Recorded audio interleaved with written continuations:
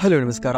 ಇವತ್ತಿನ ಈ ವಿಡಿಯೋ ಭಾಗದಲ್ಲಿ ನಾವು ಕನ್ನಡ ಸಿನಿಮಾ ರಂಗದಿಂದ ಈ ವರ್ಷ ರಿಲೀಸ್ ಆಗಲಿರುವ ಕನ್ನಡ ನಟರ ಅತ್ಯಂತ ನಿರೀಕ್ಷೆಯ ಸಿನಿಮಾಗಳ ಬಗ್ಗೆ ಎರಡನೇ ಭಾಗವನ್ನು ನೋಡ್ತಾ ಇದ್ದೀರಿ. ಈ ವಿಡಿಯೋದ ಮೊದಲ ಪಾರ್ಟ್ ಅನ್ನು ನೀವು ನೋಡದೇ ಇದ್ರೆ ಕೆಳಗಿನ ಡಿಸ್ಕ್ರಿಪ್ಷನ್ ನಲ್ಲಿ ಹಾಗೆ ಮೇಲಿನ ಐ ಬಟನ್ ನಲ್ಲಿ ಲಿಂಕ್ ಇದೆ. ಈ ವಿಡಿಯೋ ನೋಡಿದ ಬಳಿಕ ಆ ವಿಡಿಯೋವನ್ನು ನೋಡಲು ಪ್ರಯತ್ನಿಸಿ. ಮೊದಲನೇ ಸಿನಿಮಾ ಬಗ್ಗೆ ನೋಡುವುದಾದ್ರೆ ದಿಗಂತ್ ಅಭಿನಯದ ಪೌಡರ್ ಎನ್ನುವ ಸಿನಿಮಾದ ಮೇಲೆ ಸದ್ಯಕ್ಕಂತೂ ದೊಡ್ಡ ಎಕ್ಸ್ಪೆಕ್ಟೇಷನ್ ಇದೆ. ಈಗಾಗಲೇ ಸಿನಿಮಾದ ಟೀಸರ್ ಹಾಗೆ ಪೋಸ್ಟರ್ಗಳಿಂದ ಸಿನಿಮಾ ಒಂದೊಳ್ಳೆ ರೆಸ್ಪಾನ್ಸ್ ಅನ್ನು ಪಡೆದುಕೊಳ್ಳುವಲ್ಲಿ ಸಾಧ್ಯವಾಗಿದ್ದು, ಹಲವಾರು ಹಿಂದಿ ಹಿಟ್ ಸೀರೀಸ್ ಗಳನ್ನೇ ತಂದಿರುವ ಟಿವಿಎಫ್ ಪಿಕ್ಚರ್ಸ್ ಅವರೊಂದಿಗೆ ಸೇರಿಕೊಂಡು ಕೆಆರ್ಜಿ ಸ್ಟುಡಿಯೋಸ್ ಅವರು ಈ ಸಿನಿಮಾವನ್ನು ನಿರ್ಮಾಣ ಮಾಡಿದ್ದಾರೆ. ಆದ್ದರಿಂದಲೇ ಒಂದೊಳ್ಳೆ ಕಂಟೆಂಟ್ ಸಿನಿಮಾದಲ್ಲಿ ಇರುತ್ತೆ ಎನ್ನುವ ನಿರೀಕ್ಷೆ ಕೂಡ ಇದೆ. ಈ ಜುಲೈ ತಿಂಗಳಿನಲ್ಲಿ ಈ ಸಿನಿಮಾವು ಥಿಯೇಟರ್ಗೆ ರಿಲೀಸ್ ಆಗಲಿದೆ.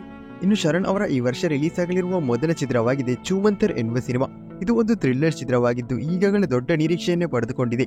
ಅಂದುಕೊಂಡಂತೆ ಆಗಿದ್ರೆ ಚಿತ್ರವು ಮೇ ತಿಂಗಳಿನಲ್ಲಿ ಥಿಯೇಟರ್ಗೆ ರಿಲೀಸ್ ಆಗಬೇಕಿತ್ತು. ಆದರೆ ಅವರ ಹಿಂದಿನ ಸಿನಿಮಾ ಅವತಾರ ಪುರುಷ ಸಿನಿಮಾದ ಎರಡನೇ ಭಾಗ ರಿಲೀಸ್ ಆಗಿರುವುದರಿಂದ ಮೇ ತಿಂಗಳಿನಿಂದಲೂ ಕೂಡ ಸಿನಿಮಾದ ರಿಲೀಸ್ ಡೇಟ್ ಪೋಸ್ಟ್ಪೋನ್ ಆಗಿದೆ. ಸದ್ಯಕ್ಕಂತೂ ಚಿತ್ರವು ಕೆಲವೇ ದಿನಗಳಲ್ಲಿ ರಿಲೀಸ್ ಆಗುವ ಚಾನ್ಸಸ್ ಇದೆ. ಯಾಕೆಂದ್ರೆ ಸಿನಿಮಾದ ಎಲ್ಲಾ ಕೆಲಸಗಳು ಕೂಡ ಈಗಾಗಲೇ ಮುಕ್ತಾಯಗೊಂಡಿದ್ದು ಒಂದೊಳ್ಳೆ ಡೇಟ್ ಅನ್ನು ಹುಡುಕಿ ಸಿನಿಮಾವನ್ನು ಥಿಯೇಟರ್ಗೆ ಚಿತ್ರತಂಡವು ರಿಲೀಸ್ ಮಾಡುತ್ತಿದ್ದಾರೆ.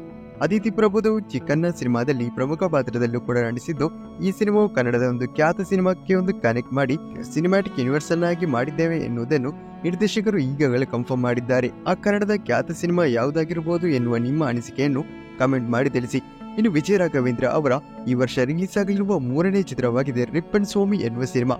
ಅವರಿಗೆ ಕಂಬ್ಯಾಕ್ ದೊರೆಯದೆ ಹಲವಾರು ವರ್ಷಗಳೇ ಕಳೆದಿದ್ದು, ಇದೀಗ ಈ ಸಿನಿಮಾವು ಕಂಬ್ಯಾಕ್ ಕೊಡುತ್ತೆ ಎನ್ನುವ ನಿರೀಕ್ಷೆ ಕೂಡ ಇದೆ.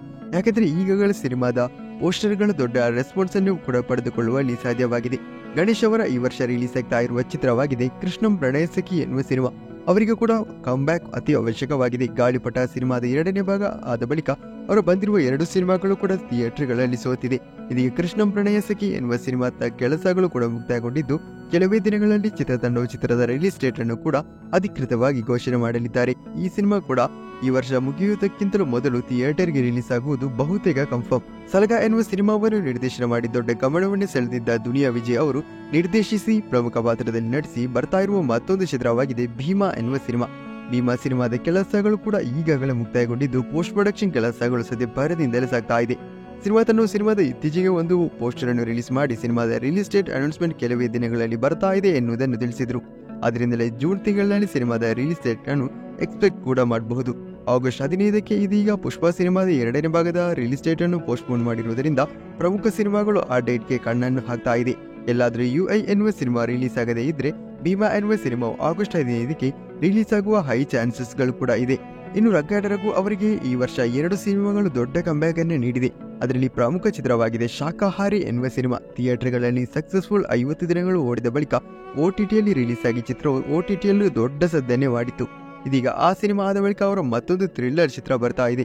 ಅಜ್ಞಾತವಾಸಿ ಎನ್ನುವ ಸಿನಿಮಾದ ಪೋಸ್ಟರ್ಗಳು ಈಗಾಗಲೇ ಒಳ್ಳೆಯ ನಿರೀಕ್ಷೆಯನ್ನೇ ಕೊಟ್ಟಿದ್ದು, ಈ ಚಿತ್ರವನ್ನು ಕೂಡ ಚಿತ್ರತಂಡವು ಈ ವರ್ಷವೇ ಥಿಯೇಟರ್ಗೆ ರಿಲೀಸ್ ಕೂಡ ಮಾಡ್ತಿದ್ದಾರೆ.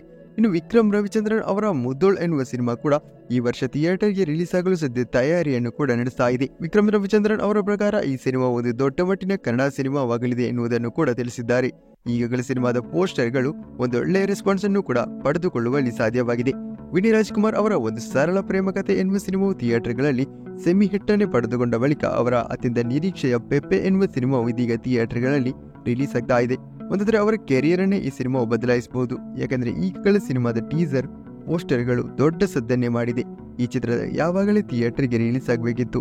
ಈಗಾಗಲೇ ಸಿನಿಮಾದ ಕೆಲಸಗಳು ಕೂಡ ಮುಕ್ತಾಯಗೊಂಡಿದೆ.